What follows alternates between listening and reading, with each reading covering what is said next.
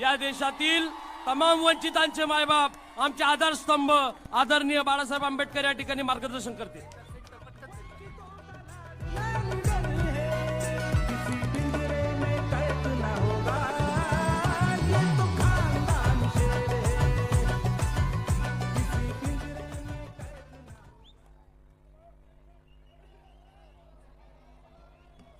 भारत आदिवासी पार्टीचे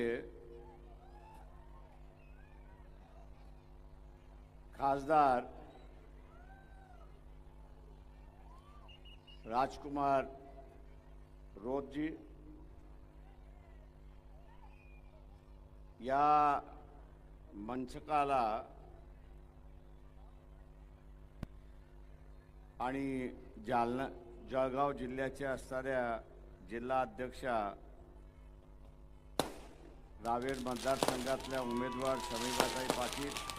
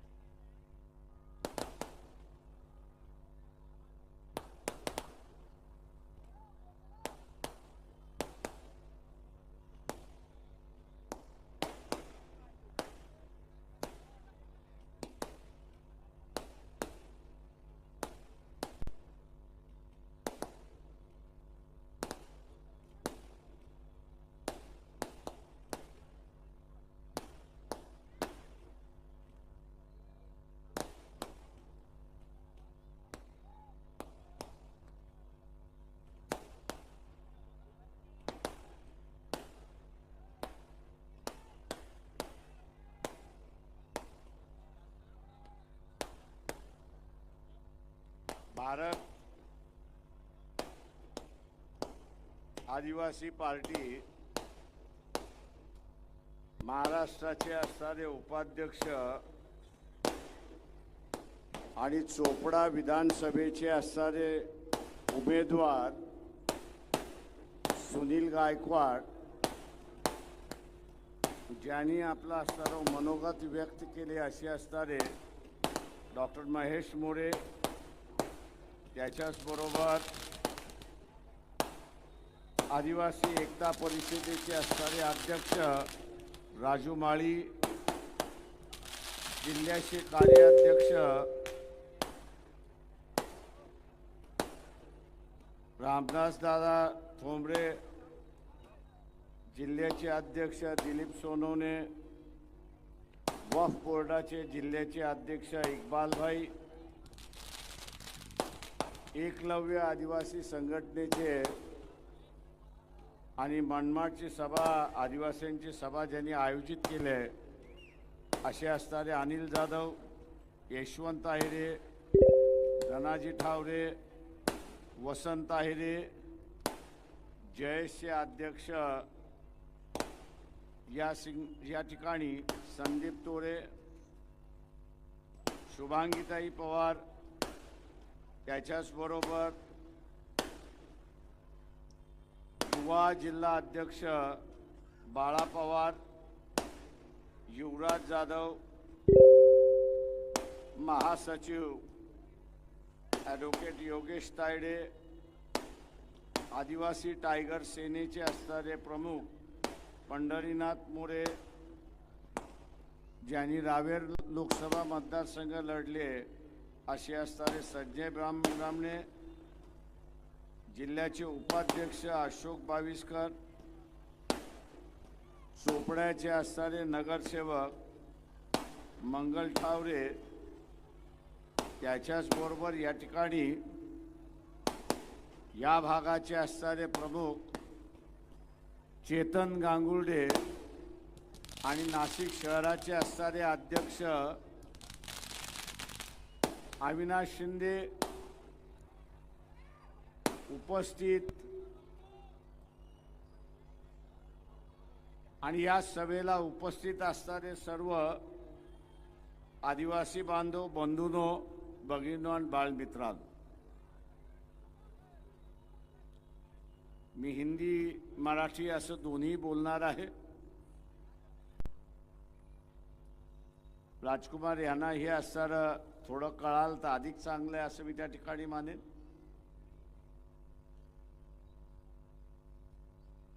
गेले 2-3 महिने महाराष्ट्रातला असणारा आदिवासी समूह, तो मग गडचिरोली पासून ते असणारा सिंधुदुर्ग पर्यंत आणि पालघर पासून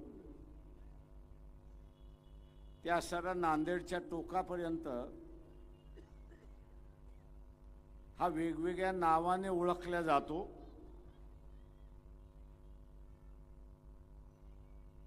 याला एकत्र करण्याचा असणारा प्रयत्न वंचित बहुजन आघाडीने केला आणि एक आनंदाची बातमी मी असं म्हणेन की वेगवेगळ्या संघटना असेल, वेगवेगळे राजकीय पक्ष असतील, या सगळ्यांनी आपण आता एकत्र गेलं पाहिजे, एकत्र राहिलं पाहिजे हा निर्णय घेतला आणि या निर्णयाची पहिली सभा ही आज आपण असणारा चोपडा या ठिकाणी घेतो आहोत अशी परिस्थिती आहे.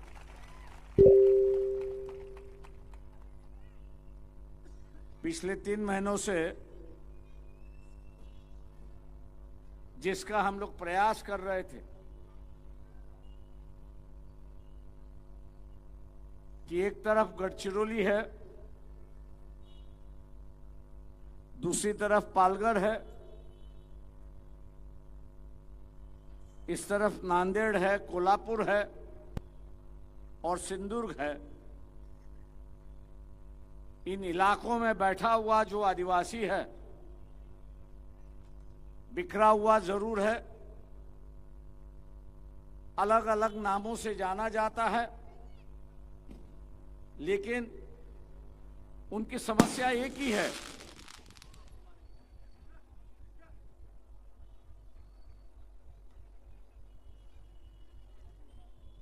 उनकी समस्या एक जैसी है और ये एक जैसी समस्याओं का हल निकालना है, मार्ग काढायचा असेल तर एकत्र करणं गरजेचं आहे, एकत्र येणं गरजेचं आहे आणि या सगळ्या संघटना एकत्र आल्या, एक ताकद झाली असं मी त्या ठिकाणी असणारा म्हणतो. एक ताकद निर्माण झाली. विदर्भातल्या भंडारा, गोंदिया, गडचिरोली, चंद्रपूर, नागपूर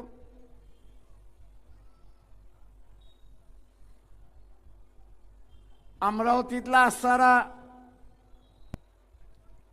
आर्णीचा भाग किंवा ज्याचा असणारा उल्लेख केला इथं असणारा बुलढाण्याचा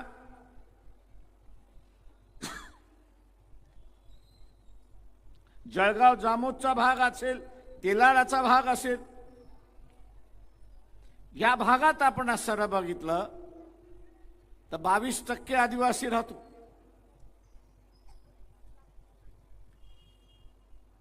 बावीस 22% लोकसंख्या है.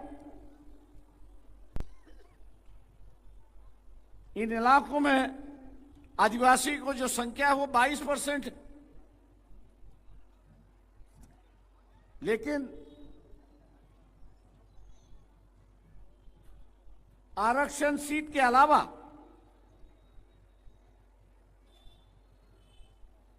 जनसंख्या होने के बाद भी राजनीतिक दल जो है आदिवासियों को किसी तरह की पहचान नहीं दे. और इन्हीं मीटिंगों में हम लोग ने तय किया कि आरक्षित सीट आदिवासियों की है, उस पे तो हम लोग जरूर लड़ेंगे, लेकिन साथ ही साथ जो मतदार संघ में आदिवासियों की संख्या है, वोटर है, वो भी सीट आदिवासी पहली बार महाराष्ट्र में लड़ेगा। इसी परिस्थिति मुझे कई लोगों ने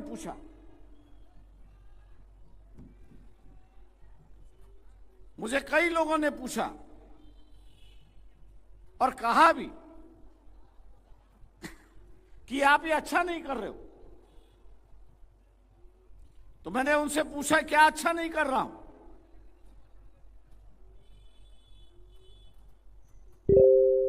आपको किस बात पर एतराज है? आदिवासी एक पॉलिटिकल फोर्स होने जा रहा है, उस पर आपको एतराज है? आदिवासियों में जागृति आ रही है, इसके लिए आपको एतराज है? या आदिवासी जो है इस देश की राजनीति की शक्ल बदलने जा रहा है, आप किस पर एतराज है? दोस्तों, ये आपको जीने नहीं देंगे।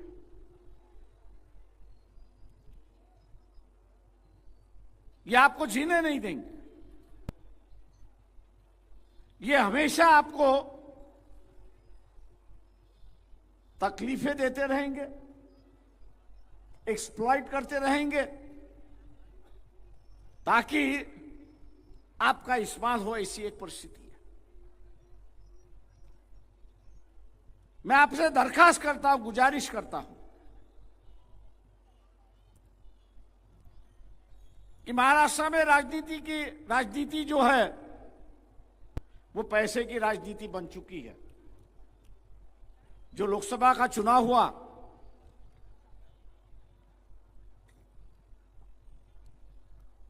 कितने पैसे बांटे गए? 2-2 हजार एक वोट के लिए।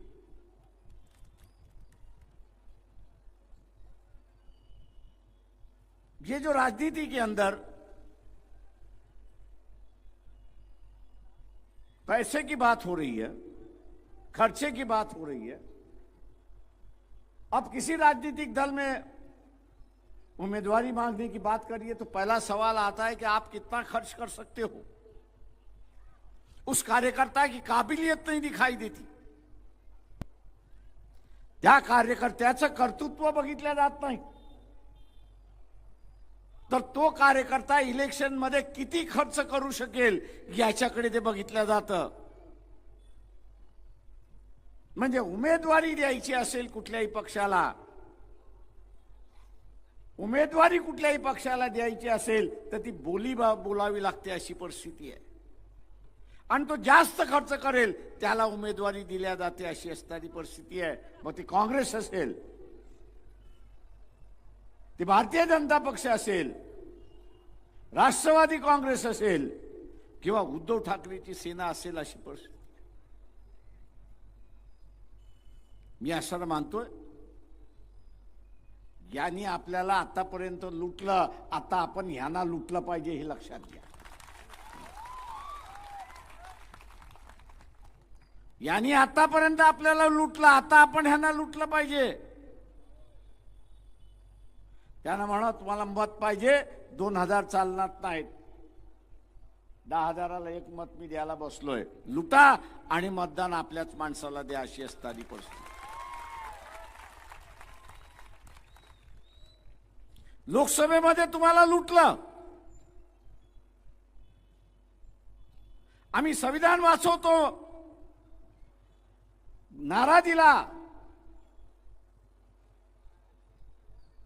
काँग्रेसला मतदान दिलं, एनसीपीला मतदान दिलं, शिवसेनेला मतदान दिलं, आणि आज काय है और आज की उनकी भूमिका क्या है?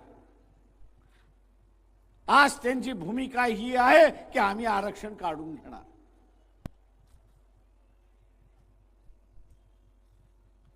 आज उनकी भूमिका क्या है? आज उनकी भूमिका है कि हम सुप्रीम कोर्ट ने दिया हुआ निर्णय जो है, जजमेंट जो है, उसको हम लोग लागू करेंगे। निर्णय लागू करू, आम्ही काय लागू करू? तर त्यांनी क्रीमी लेअर सांगितलं. क्रीमी लेअर याची त्या जजमेंटमध्ये व्याख्या करत असताना क्रीमी लेअरची त्या जजमेंटमध्ये व्याख्या करत असताना त्यांनी असं म्हटलं की एका कुटुंबाने एकदा आरक्षणाचा उपभोग घेतला. त्या जजमेंटमध्ये असं व्याख्या केलेली आहे की एकदा एका कुटुंबाने आरक्षणाचा फायदा घेतला तर यापुढे त्याला आरक्षण मिळणार नाही. यापुढे त्याला आरक्षण मिळणार नाही म्हणजे काय झालं? तो आरक्षणातून बाद झाला. तो आरक्षणातून बाद झाला. हा निर्णय लागू कोण करणार आहे? तर भारतीय जनता पक्ष लागू करणार आहे. हा निर्णय लागू कोण करणार आहे? तर काँग्रेस लागू करणार आहे. हा निर्णय कोण लागू करणार आहे? तर हा निर्णय राष्ट्रवादी करणार आहे. आणि हा निर्णय कोणी लागू करणार असेल तर उद्धव ठाकरेची शिवसेना करणार आहे. तुम्हाला मान्य आहे आरक्षण जाणं? आरक्षण जाणं हे तुम्हाला मान्य आहे का?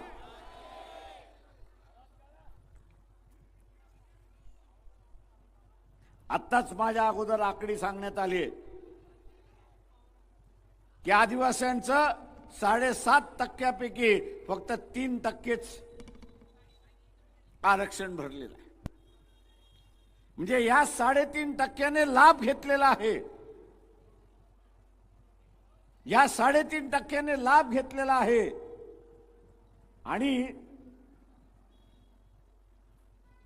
आणि निर्णय काय म्हणताय? जजमेंट काय म्हणताय? निर्णय आणि जजमेंट काय म्हणताय? तर निर्णय आणि जजमेंट असं म्हणताय की तुम्ही लाभ घेतला असाल तर यापुढे तुम्हाला आरक्षण मिळणार नाही. म्हणजे हे जे 3% ज्यांनी आरक्षण घेतलेलं आहे, 3% ज्यांनी आरक्षण घेतलेलं आहे त्यांना आरक्षणाच्या बाहेर, त्यांना यापुढे आरक्षण मिळणार नाही. मग मिळेल कोणाला? तर ज्यांनी आरक्षण घेतलं नाही त्यांनी. आरक्षण ज्यांनी घेतलं नाही त्यांनी. आरक्षण घेतलं नाही त्याला मिळणार. पण तो आरक्षणाच्या पात्रतेला व्हायला किती वर्ष लागणार? त्यांनी शिक्षण घेतलं असतं तर लागू झालं असतं. आरक्षणाला पात्र व्हायचं असेल तर शिक्षण घ्यावं लागतं. आणि डिग्री मिळवायला किती वर्ष लागतात? डिग्री मिळवायला किती वर्ष लागतात? किती वर्ष लागतात? 22 वर्ष लागतात. 5 वर्ष कॉलेजचे लागतात. शाळा सोडलीस की काय? 20-22 वर्ष लागतात. म्हणजे ज्याला मिळालं, लाभ मिळाला म्हणून तो बाहेर, ज्याला मिळाला नाही तो शिकलेला नाही म्हणून लाभ नाही. त्या लाभाला पात्र व्हायचं असेल तर 22 वर्ष जावं लागेल. लोकांनी संविधान बदलू दिलं नाही. लोकांनी संविधान बदलू दिलं नाही म्हणून आता आरक्षणच बदला, आरक्षणच संपवा. म्हणजे संविधान मधला असणारा गाभा, संविधानातला असणारा गाभा हाच संपवा म्हणजे संविधान संपला अशी परिस्थिती. संविधानातला हा गाभा संपला पाहिजे का असं आपल्याला वाटतंय. तेव्हा आपल्याला लढावं लागणार आहे. तेव्हा आपल्याला लढावं लागणार आहे. आणि यावेळेस लढायचं असेल तर मतातून लढलं पाहिजे हे आपण लक्षात घ्या. मतातून लढलं पाहिजे. SC STचं आरक्षण सुप्रीम कोर्टाच्या निर्णयामार्फत संपवलं. एसटीचं आरक्षण हे सुप्रीम कोर्टाच्या निर्णयातून संपवलं जात आहे आणि ओबीसीचं आरक्षण कशामार्फत संपवलं जाते हेही आपण पाहिलं पाहिजे. मागच्या आठवड्यामध्ये शरद पवार यांचं असणारं विधान होतं. शरद पवार हे आता सर्वांचे नेते राहिलेले नाहीत. शरद पवार आता मराठा समाजाचे नेते झालेले आहेत. कुणाचे नेते झालेले आहेत? कुणाचे नेते झालेले आहेत? याचं कारण की रत्नागिरीच्या सभेमध्ये त्यांनी असणारं सांगितलं.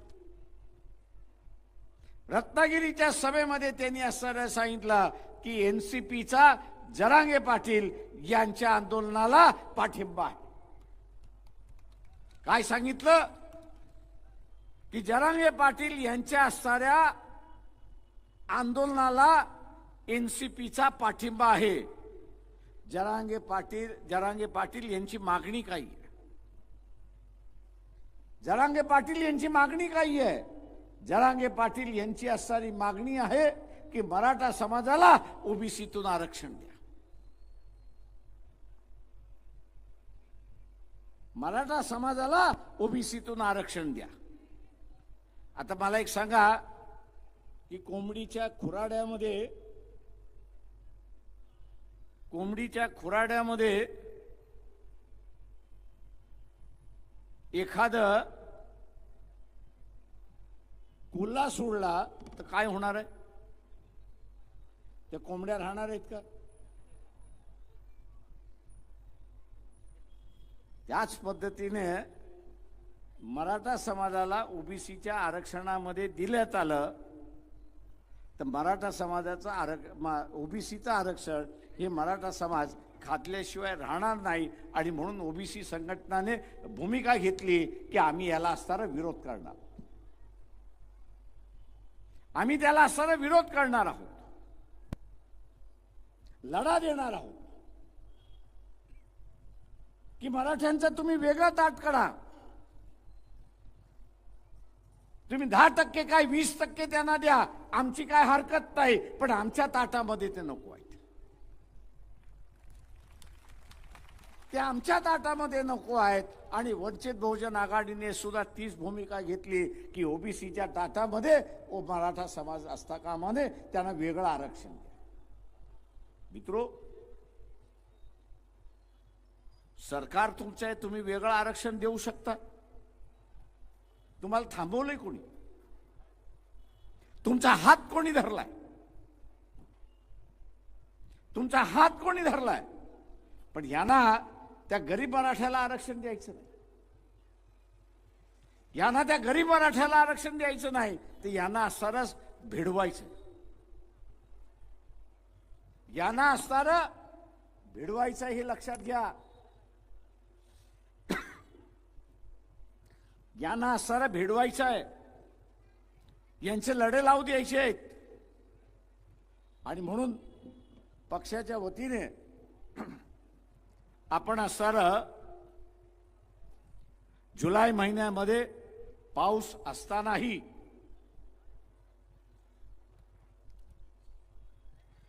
असतानाही आपण आरक्षण बचाव यात्रा काढली. या आरक्षण यात्रा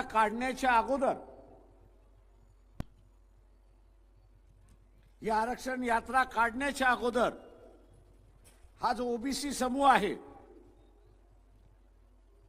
याच्यावरती 2,25,000 ठिकाणी 2,225 ठिकाणी हमले करण्यात आले. वर्तमानपत्रांनी कुठे सांगितलं नाही, पोलिसांमध्ये कुठे FIR झाला नाही. दहशत पसरवण्याचं कामकाज झालं. अनेक ओबीसींचे असणारे कार्यकर्ते नेते ते असे म्हणायला लागले की यात्रा निघाली आणि आम्हाला दिलासा मिळाला, अशी परिस्थिती आहे. माझं आव्हान आहे ओबीसीला माझं असं आव्हान आहे की ते आंदोलन शमलेलं नाही. जरांगे पाटील यांचं आंदोलन शमलेलं नाही. ओबीसीचं आरक्षण संपवण्याचं कारस्थान संपलेलं नाही, हे आपण लक्षात घ्या. ओबीसीचं आरक्षण संपवण्याचं कारस्थान थांबवलेलं नाही. ते विधानसभेच्या इलेक्शनच्या नंतर पुन्हा सुरुवात होणार. ते इलेक्शन नंतर पुन्हा सुरुवात होणार. ओबीसीचं आता असताना कुठलं आरक्षण थांबवलेलं आहे? कुठलं आरक्षण थांबवलेलं आहे? राजकीय आरक्षण थांबवलेलं आहे. कोणी थांबवले? कोणी थांबवले?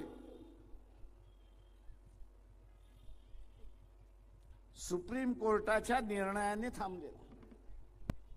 सुप्रीम कोर्टाने कशाच्या आधारे थांबवलेलं आहे? तर सुप्रीम कोर्टाने असं सांगितलंय की शहरामध्ये किती ओबीसी राहतात आणि ग्रामीण भागामध्ये किती ओबीसी राहतात याची माहिती नाही, याची आकडेवारी नाही, याचा डेटा नाही. आणि हा डेटा जोपर्यंत येत नाही तोपर्यंत ओबीसीचं आरक्षण लागू करायचं. ओबीसीचं आरक्षण लागू करायचं नाही. आणि आज आपण बघत असाल की राजकीय दृष्टिकोनातून ओबीसीला मिळालेलं आरक्षण त्या ठिकाणी थांबलेलं आहे, ते लागू नाहीये. उद्या हीच पद्धत वापरल्या जाणार, हे लक्षात घ्या.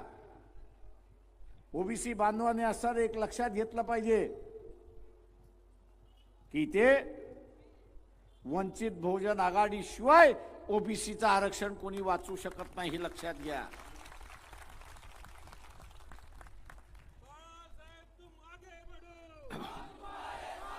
वंचित शिवाय कोणीच थांबू शकत नाही. मागच्या लोकसभेमध्ये एका तरी पक्षाने, काँग्रेस, राष्ट्रवादी, भारतीय जनता पक्ष, शिवसेना यांनी एक तरी ओबीसीचा उमेदवार दिला का? एक तरी दिला का? एकही उमेदवार दिलेला नाही, हे लक्षात घ्या. येणाऱ्या विधानसभेमध्ये सुद्धा आरक्षणाच्या जागेवरती आरक्षण देतील, पण उरलेल्या जागेवरती पुन्हा ओबीसीला उमेदवारी मिळणार नाही, हे लक्षात घ्या. काँग्रेसकडून मिळणार नाही, राष्ट्रवादीकडून मिळणार नाही, भारतीय जनता पक्षाकडून मिळणार नाही आणि सेनेकडून सुद्धा ओबीसीला मिळणार नाही. ही उमेदवारी मिळाली नाही तर होणार काय? ओबीसीचा आमदार निवडून जाणार नाही.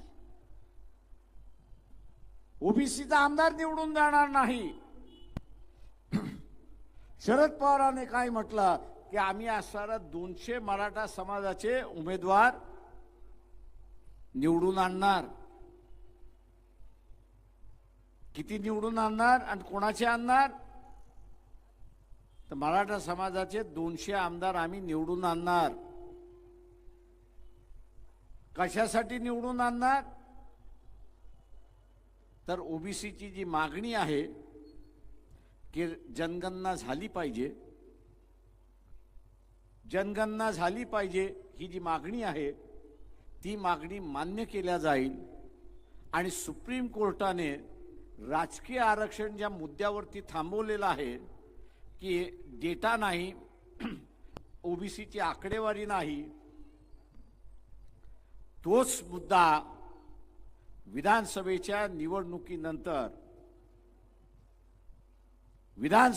निवडणुकीनंतर ठराव मंजूर केला जाईल की जनगणना आम्ही मान्य करतो, पण जनगणनेमुळे आकडेवारी कळेल, आत्ताची आकडेवारी नाही. म्हणून शिक्षण आणि नोकरी, आता जे आरक्षण मिळतंय ते शिक्षण आणि नोकरी, तेव्हा शिक्षण आणि नोकरी याच्यामधला आरक्षणाला स्थगिती देतो आहोत. आकडेवारी आली की आम्ही देतो. आता आकडेवारी येणार कधी? आकडेवारी येणार कधी? तर जनगणना झाल्यानंतर. भारतीय जनता पक्षाने सुप्रीम कोर्टामध्ये ॲफिडेव्हिट लिहून दिलं.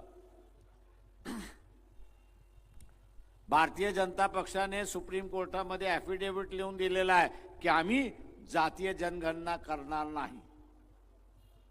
आम्ही जातीय जनगणना करणार नाही. काँग्रेसवाले म्हणतात आहेत की आम्ही जातीय जनगणना करू. अरे तुमच्या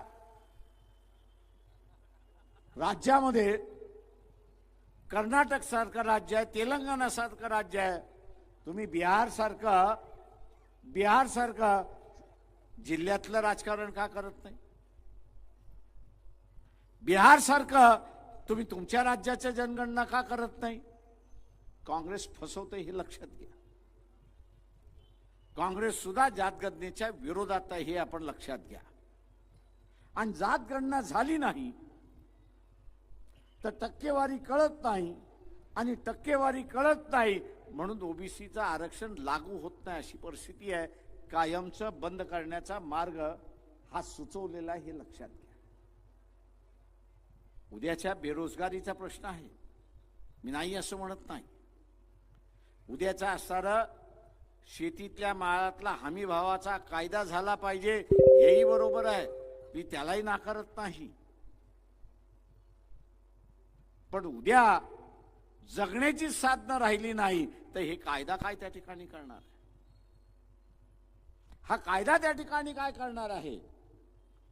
मी असं विचारणार आहे की 1990 नंतर मंडल कमिशन लागू झालं. व्हीपी सिंगाने ते लागू केलं. तुमच्या घरामध्ये अधिकारी झाला की न झाला? ओबीसीच्या घरामध्ये अधिकारी झाला की न झाला? डॉक्टर झाला की न झाला? इंजिनियर झाला की न झाला? कशामुळे झाला? या आरक्षणामुळे झाला. आता हा जर आरक्षणामुळे झाला असेल तर ही व्यवस्था चालू ठेवायची की बंद पाडायची? चालू ठेवायची की बंद पाडायची? चालू ठेवायची असेल तर आपल्याला या पक्षांना मतदान देता कामा नये. कोणाला मतदान द्यायचं नाही? कोणाला मतदान द्यायचं नाही? कोणाला मतदान द्यायचं नाही? दुसरा, तिसरा, चौथा, आणि आपलं मत कोणाला? आपलं मत कोणाला? आपल्याला सर एक लक्षात घ्यावं लागेल की त्यांनी जसा चंग बांधलाय की 200 निवडून आणायचा, आपणही त्या सरा चंग बांधला पाहिजे की 100 ओबीसी आम्ही निवडून आणल्याशिवाय राहणार नाही. हा चंग आपण त्या ठिकाणी बांधला पाहिजे.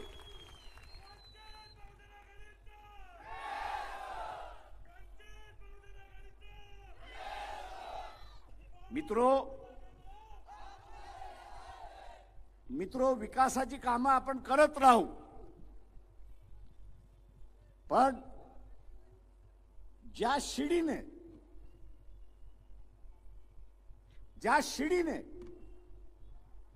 आपण वरती गेलो, ती शिडी शाबूत राहिली पाहिजे हे आपण लक्षात घ्या. भारतीय जनता पक्ष मध्यंतरी दंगल करायला बघत होती, हिंदू मुसलमानाच्या दंगली करायला बघत होती, आणि पुन्हा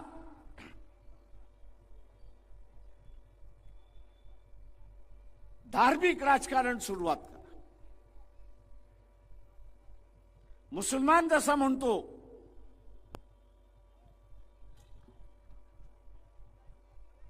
कि इस्लाम खतरे में है,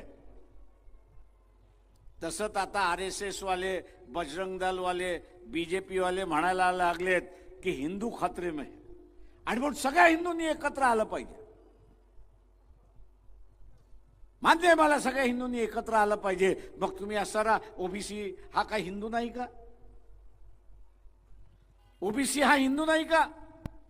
मग त्या ओबीसीचं आरक्षण का संपवायला निघालेला? धर्म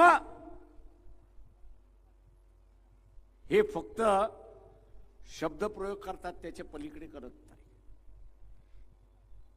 इथल्या ओबीसीचा विचार की तुम्ही मुसलमान होणार आहात का? मला लोक शिव्या घालतात, काय विचारता साहेब तुम्ही आम्हाला? याचाच अर्थ की त्याच्या वाडवडिलांचा जो धर्म आहे, संस्कृती आहे, त्याच्या बरोबर तो राहणार आहे, इमानदारीने राहणार आहे, वफादारीने राहणार आहे. आणि मग मला सांगा की धर्मावरती खर्च धर्मावरती संकट कसं आलं? तुम्ही जर धर्मांतर करणार नसाल तर मग संकट कुठून आलं? संकट धर्मावरती नाही आहे, तर संकट आरक्षणावरती आहे, हे आपण सारं लक्षात घ्या. संकट हे धर्मावरती नाही आहे आणि संकट हे आरक्षणावरती आहे. आणि आरक्षणावरती आणणारं संकट कोण कोण आहे? तर बीजेपी आहे, RSS आहे, काँग्रेस आहे, NCP आहे आणि उद्धव ठाकरे आहेत, हे आपण लक्षात घ्या. ही आपली एकट्याचीच लढाई आहे. मागच्या लोकसभेमध्ये मला काँग्रेसवाले म्हटले तुम्ही हारलात. मी म्हटलं आम्ही हारलो बाबा, पण माझ्यापेक्षा तुमचं डबल नुकसान झालं एवढं लक्षात घ्या. तुमचं आयुष्यातलं नुकसान झालं हे लक्षात घ्या. ते म्हटले कसं? म्हटलं तुम्ही आम्हाला घेतला असतात तर 20 जागा तुमच्या महाराष्ट्रातल्या वाढल्या असत्या आणि देशभरातल्या 60 जागा वाढल्या असत्या. म्हटलं पंतप्रधान झाला कोण असता? म्हटलं पंतप्रधान झाला कोण असता? राहुल गांधी. नुकसान आमचं झालं की तुमचं झालं? म्हटलं आम्ही इलेक्शन हारलो, पण तुमचं नुकसान झालं. 2029 कोणी बघितलंय? कोण जिवंत राहते आणि कोण मरते? 2019-30 पर्यंत कोण जिवंत राहते, कोण मरते, कोणाला माहिती? आणि 2029ला अशीच परिस्थिती राहील याचं कोण सांगते? ते म्हटलं आमचं नुकसान झालं नाही, आम्ही इलेक्शन मध्ये हारलो, पण तुमचं कायमचं नुकसान झालं की तुमची बोट चुकली असं मी त्या ठिकाणी मानतो. आणि म्हणून मित्रो, इथल्या ओबीसीला माझं सांगणं आहे, हा कौटुंबिक प्रश्न आहे आरक्षणाचा. आरक्षण असल्यामुळे कॉलेजमध्ये ऍडमिशन मिळते, आरक्षण असल्यामुळे फ्रीशिप मिळते, आरक्षण असल्यामुळे नोकरी मिळते, आरक्षण असल्यामुळे डॉक्टर होतोय, इंजिनियर होतोय, IPS अधिकारी होतोय, IAS अधिकारी होतोय आणि या व्यवस्थेचा मी भाग होतोय. आपल्या घरामधला हा विकास थांबवायचा आहे का हे आपण लक्षात घ्या. आपल्या घरातला हा विकास थांबवायचा का हे लक्षात घ्या. आज हे सगळे पक्ष तुमच्या घरातला विकास बदलायला थांबवायला निघाले आणि म्हणून ही निवडणूक आरक्षणावरतीच लढल्या जाईल. मी आज जे पाहतोय काही भागामध्ये, महाराष्ट्राच्या काही भागामध्ये उघडपणे ओबीसी असं म्हणतोय की मी मराठा समाजाला मतदान करणार, आणि काही भागामध्ये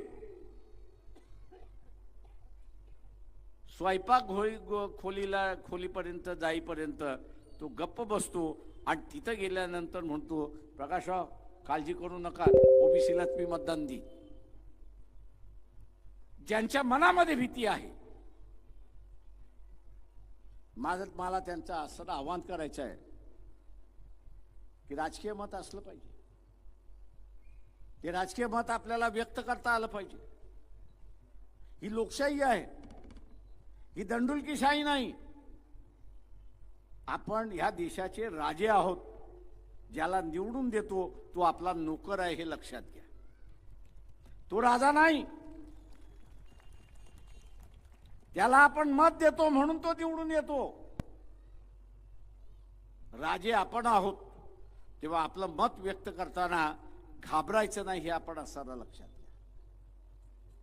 आपण घाबरायचं नाही. आम्ही 100 आमदार का म्हणतोय?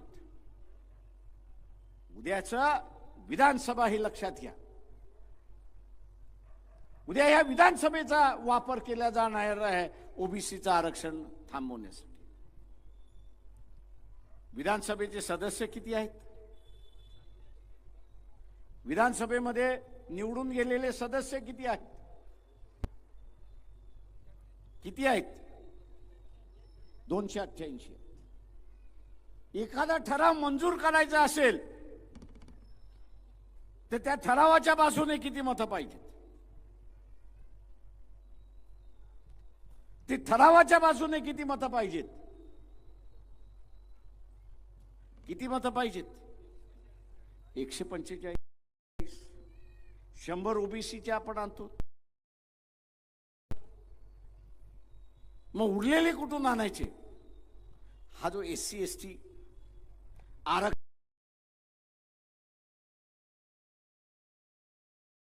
आरक्षणाचा मतदारसंघ जो आहे, लढाई उद्या या आरक्षणाच्या मतदारसंघावरतीच होणार हे लक्षात घ्या. जसं आपण म्हणतोय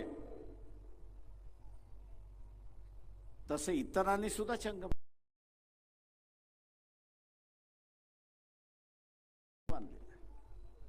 त्या माझं ओबीसीनं आव्हान आहे की आपल्याला 145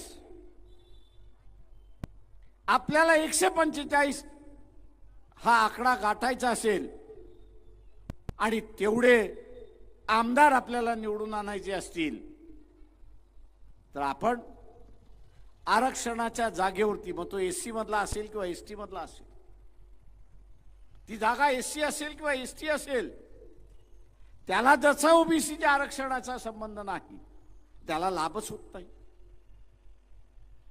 त्याला निवडून कोण आणणार ह्याच्यावरती अवलंबून राहणार. त्याला निवडून कोण आणणार? ओबीसीने निवडून आलं तर तो ओबीसीच्या बाजूने मतदान करेल. ओबीसीने निवडून आलं तर तो ओबीसीच्या बाजूने मतदान करेल. आणि त्याला उद्या पाटील यांनी असणारं निवडून आणलं, मराठा समाजाने निवडून आणलं तर तो काय म्हणणार की मला त्यांनी निवडून आणलेलं आहे तेव्हा मला मतदान त्यांच्या बाजूने दिलं पाहिजे. तेव्हा आपण सुद्धा या आरक्षणाच्या जागेवरती जे उमेदवार निवडून राहणार आहेत ते ओबीसीच्या मतावरती निवडून आले पाहिजे. हे आपण बघणं आपलं कर्तव्य आहे हे लक्षात घ्या. उद्याची ही लढाई,